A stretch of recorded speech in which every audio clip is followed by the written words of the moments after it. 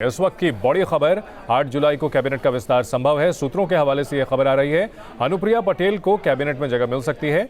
UP से सांसद वरुण गांधी भी मंत्री बनाए जा सकते हैं। उत्तराखंड से तीरथ सिंह रावत के नाम पर भी चर्चा है। ज्योतिरादित्य सिंधिया को भी कैबिनेट में जगह मिल सकती है। वहीं बिहार से एलजेपी नेता पशुपति पारस को भी कैबिनेट में मौका मिल सकता है। नारायण राणे, सर्बानंद सोनोवाल को दिल्ली बुलाया गया है। जेडीयू अध्यक्ष आरसीपी सिंह को भी कैबिनेट में जगह मिल सकती है।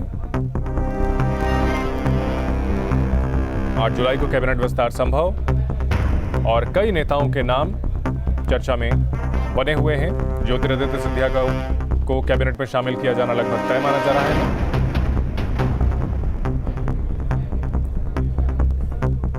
अनुप्रिया पटेल को भी कैबिनेट में जगह मिल सकती है।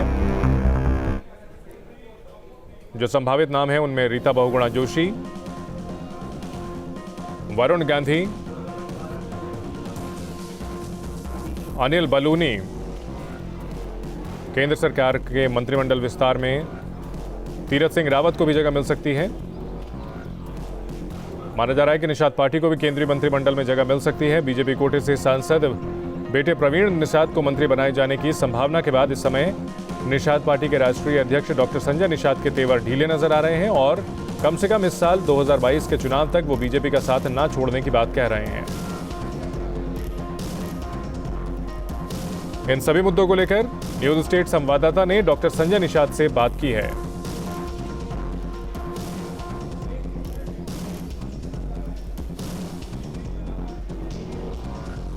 उत्तर प्रदेश में 22 के महासमर के लिए सभी पार्टियों ने तैयारियां शुरू कर दी हैं। हमारे साथ डॉक्टर संजय निषाद हैं। सर, जिस तरह से तमाम पार्टियां इस समय पूर्वांचल में काफ़ी तेज़ी से पैठ बना रही, क्या कहेंगे, कितना जो राजनीतिक समीकरण है आपके जो वोट बैंक है उसमें सेंध लगा रहा है?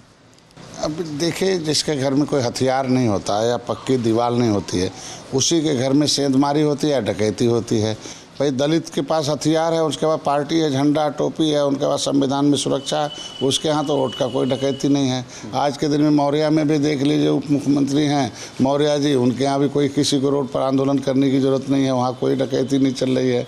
आज के दिन में देख लीजिए, शर्मा जी हैं, ब्राह्मण समाज में कोई डकैती नहीं चल रही है। यादव भाई में देखिए, आज के दिन में मुलायम सिंह यादव हैं, वो पॉलिटिकल गॉडफादर ऑफ मिल्कमैन है, पॉलिटिकल गॉडफादर ऑफ फिशरमैन नहीं थे, इसीलिए समाज कमज़ोर हो गया। आरक्षण में लिखा हुआ इसका नहीं मिला 70 साल से, तो इसलिए कमज़ोर समाज को जो चाहता वो बहका लेता, डकैती होती है। 2018 में एक अवसर आया और हम लोग चुनाव लड़े और गोरखपुर में वोट के नाते योगी जी हार गए और दो मुख्यमंत्री हार गए, गोरखपुर, फूलपुर, नूरपुर हारे। भाई, फिर मैं मोदी जी के साथ खड़ा हो गया, तो हाथी और साइकिल का वोट इकट्ठा होने के बाद भी निषाद पार्टी का वोट बैलेंस 40 सीटों पर निषाद जो भी सांसद बने हैं पूर्वांचल के, तो वो अभी ये कहते हैं भारतीय जनता पार्टी में मीटिंगों में हर जगह कहते हैं भाई निषाद पार्टी और डॉक्टर संजय की देन है, निषाद हैं, तो ये ट्रेंड लीडर पैदा कर रहे हैं, तो उनके चक्कर में फंस गई। देखो, चौथे नंबर पर भाजपा आ गई। चलिए, मतलब हम ये मान लें कि 2022 तक डॉक्टर संजय निषाद बीजेपी के साथ हैं, लेकिन ओवैसी के आने से क्या लगता है कि कितना बड़ा आपका जो वोट बैंक है या फिर पूर्वांचल में जो बीजेपी का जनाधार है उस पर कुछ फर्क आप पड़ता हुआ देख पा रहे हैं क्या? देखिए, जब डॉक्टर संजय, देखिए, एक तो हम नाविक हैं, जिस नाव में सवार होंगे कभी डूबने नहीं देंगे। हम तो यही कहेंगे ना कि भाई छेदा बंद करेंगे, हम तो बंद करेंगे ना, पानी भी आएगा निकाल के बाहर करेंगे। हम भारतीय जनता पार्टी के साथ हैं, काहे डूबने देंगे उसे, लेकिन जो छेदा करने आएगा उसे डुबाया जाएगा ना। इस बड़ी खबर पर हमारे साथ हमारे दो सहयोगी जुड़ गए हैं। लखनऊ से अविनाश सिंह है और देहरादून से सुरेंद्र डसीला है। अविनाश, कौन कौन से नेताओं के नाम रेस में सामने आ रहे हैं मंत्रिमंडल विस्तार को लेकर?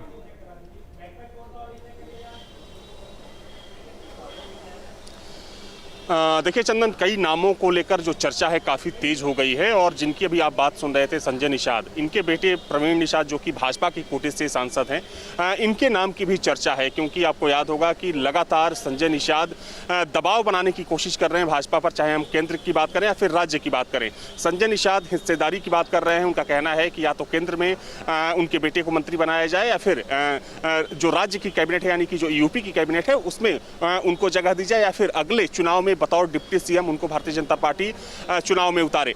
तो एक तो प्रवीण निषाद का नाम है, दूसरा नाम अनुप्रिया पटेल का है, जो कि अपना दल की नेता हैं, अपना दल की सर्वेसर्वा हैं। और हाल ही में कुछ दिन पहले जिस तरीके से अनुप्रिया पटेल की मुलाकात हुई है भाजपा के शीर्ष नेताओं से, तो उसके बाद इस बात की प्रबल संभावना जताई जा रही है कि मोदी कैबिनेट के विस्तार में अनुप्रिया पटेल को भी जगह दी जा सकती है। इसके अलावा अगर हम भाजपा कोटे से बात करें तो दो ऐसे नाम हैं जिनका नाम लिया जा रहा है, जिसमें कि हरीश द्विवेदी है जो कि बस्ती से सांसद हैं, और इसके अलावा रीता बहुगुणा जोशी जो कि प्रयागराज से सांसद है। और इससे पहले चूंकि योगी कैबिनेट में वो कैबिनेट मंत्री रह चुकी है, लेकिन जब वो सांसद बनकर गई तो इस बात की संभावना जताई जा रही थी कि मोदी कैबिनेट में भी उनको जगह मिल सकती है। हालांकि वैसा हो नहीं पाया। तो ये चार नाम हैं जिनको लेकर जो चर्चाओं का बाजार है चंदन काफी तेज है कि भाजपा से हरीश द्विवेदी और साथ ही में रीता जोशी के अलावा अनुप्रिया पटेल और प्रवीण निषाद, तो इन चार नामों को लेकर चर्चा तेज है कि हो सकता है कि जो कल मोदी कैबिनेट का विस्तार होने वाला है उसमें इन चार लोगों को जगह मिल सकती है। ठीक है। सुरेंद्र, उत्तराखंड से कौन कौन से नेताओं के नाम रेस में आगे चल रहे हैं?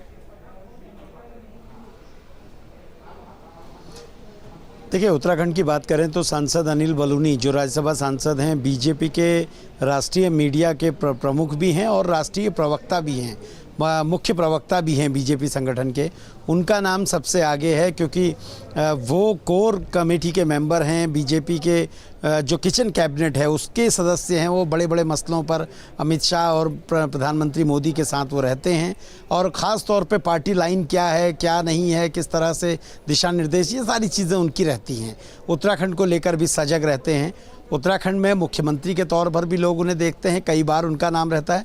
लेकिन इस बार ये लग रहा है कि उत्तराखंड से अगर कैबिनेट में किसी को जगह मिलती है तो प्रमुख नाम उनका भी है, उनका भी प्रमुख नाम है अगर कैबिनेट में फेरबदल होता है। दूसरा नाम तीरथ सिंह रावत, जो पूर्व मुख्यमंत्री हैं, अभी कुछ दिनों पहले उन्हें इस्तीफा देना पड़ा जब पुष्कर धामी नए मुख्यमंत्री के तौर पर आए। ये बताया जा रहा है कि बीजेपी आलाकमान कहीं ना कहीं उनको लेकर बहुत ज़्यादा ऐसी स्थिति में है कि अचानक से उनको जाना पड़ा। एक व्यक्ति वो होता है जिसको आपको गलत चीज़ से हटाना पड़ता है, या आपके मुख्यमंत्री में वो काबिलियत नहीं होती, आपको हटाना पड़ता है।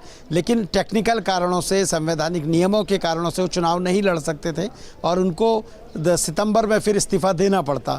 तो इसलिए उनसे इस्तीफा उन्होंने पहले ही दे दिया ताकि कोई दूसरा मुख्यमंत्री कम से कम 5-6 महीने का कार्यकाल पूरा कर पाए। तो इसलिए पार्टी भी कहीं ना कहीं उनकी सेवाओं को देखते हुए, उनके कार्य को देखते हुए उनको भी तवज्जो दे सकती है। इसलिए ये दो नाम, तीरथ सिंह रावत और अनिल बलूनी, ये दो नाम हैं जो जिनमें से किसी एक को कैबिनेट में जगह मिल सकती है। अगर अनिल बलूनी बनते हैं तो अनिल बलूनी को अच्छा पोर्टफोलियो मिल सकता है, ये साफ है, लगभग बातें जो अब तक सामने आ रही हैं।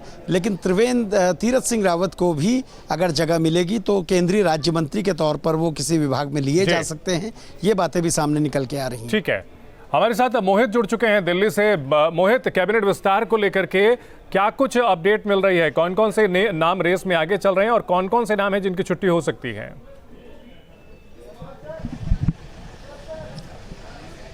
देखिए, बहुत प्रतीक्षित मंत्रिमंडल विस्तार है। निश्चित तौर पे बहुत सारे चेहरे हैं जिनको शपथ दिलवाई जानी है, लेकिन सूत्रों के हवाले से जो हमें खबर मिली है उसके मुताबिक ज्योतिराज सिंधिया का नाम फाइनल हो चुका है, पशुपति पारस का नाम लगभग फाइनल हो चुका है, सर्बानंद सोनोवाल का नाम लगभग फाइनल हो चुका है। ये तमाम ऐसे चेहरे हैं। लेकिन सबसे बड़ा सवाल ये है कि उत्तराखंड से कौन जो है वो मंत्री पद की शपथ लेने जा रहा है। जो हमें खबर मिल रही है उसके मुताबिक पूर्व मुख्यमंत्री त्रिवेंद्र रावत का भी नाम आगे चल रहा है, और अभी तक जो है बलूनी भी मीटिंग में शामिल होंगे। तो ये भी हो इस बात को लेकर भी कयास लगाए जा रहे हैं कि ऐसा तो नहीं, अनिल बलूनी को भी शपथ दिलाई जा सकती है। तो देखिए, उत्तराखंड आने वाला विधानसभा चुनाव है, तो जो प्रतिनिधित्व वहाँ पे मिलना चाहिए, तो निश्चित तौर पे प्रधानमंत्री नरेंद्र मोदी ने पूरा रिसर्च किया हुआ है कि किसको किसको देना है, किस तरीके से देना है, क्योंकि चुनाव जीतना है तो अच्छा प्रतिनिधित्व भी देना होगा। मौजूदा वक्त में निशंक जो है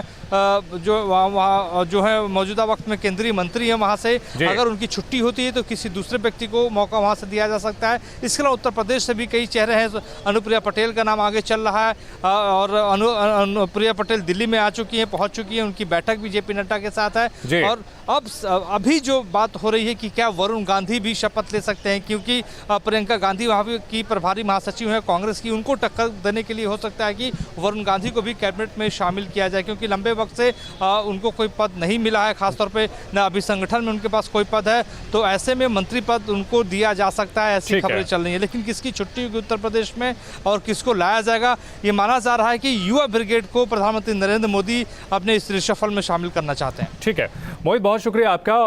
अविनाश, आपका भी बहुत शुक्रिया। सुरेंद्र, आपसे गुजारिश है आप हमारे साथ चर्चा में बने रहें, आपसे अन्य खबरों पर भी हम जानकारी लेंगे।